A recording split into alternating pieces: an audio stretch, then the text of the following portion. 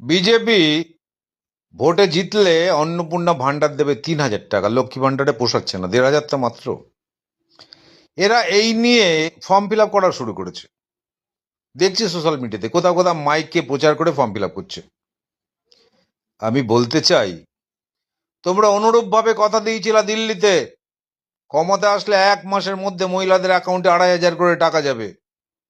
অনুরূপ কথা বলেছিলে তোমরা উড়িষ্যাতে, ৩,০০০ করে টাকা যাবে। আজ পর্যন্ত কোনো মহিলার অ্যাকাউন্টে তোমরা কি কোনো টাকা দিতে পেরেছো? পারোনি। তোমরা পশ্চিমবঙ্গের মানুষকে কি ভাবো? পশ্চিমবঙ্গের মানুষ কি গরু গাদা? কিচ্ছু বোঝে না। পশ্চিমবঙ্গের মানুষ কি ঘাস খেয়ে চলে? কিচ্ছু বোঝে না। তোমরা শুধুমাত্র মিথ্যে প্রতিশ্রুতি দেওয়া ছাড়া তোমরা ভারতবাসীকে আর কি দিয়েছ? মিথ্যে প্রতিশ্রুতি, ধর্ষক রাজ, এটাই তো তোমাদের নৈতিক আদর্শ।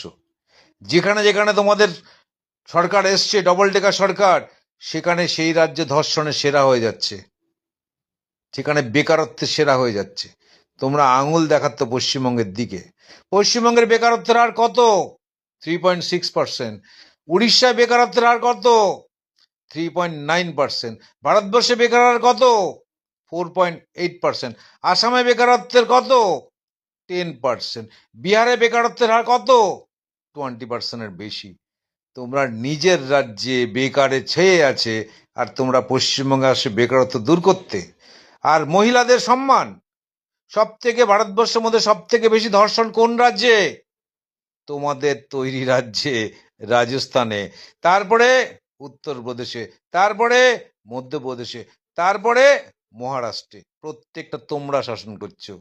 পশ্চিমবঙ্গের মানুষ এত বোকা নয়, ঘাসে মুখ দিয়ে চলে না।